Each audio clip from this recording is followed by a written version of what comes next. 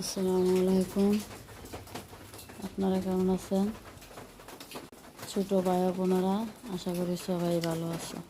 সবসময় তো আপনি বলি, তো আজকে তুমি বললাম, মনে কিছু নিও না তোমরা।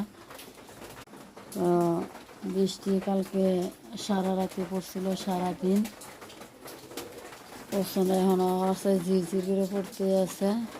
সকালে তো রান্না করতে হইব, ওই জন্য চলে আসলাম রান্না করে।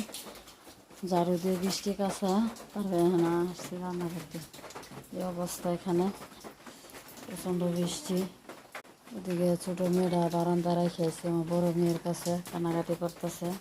আমি তাড়াহুড়া করে আমি কিছু রান্না করবো, তেমন কিছু রান্না করবো না, শুধু একটা আলু ভাজি করবো আর একটা ভর্তা করবো। আমার বড়ো মেয়ে আসছে আমার কাছে। তো মানুষের কথায় বলে না যে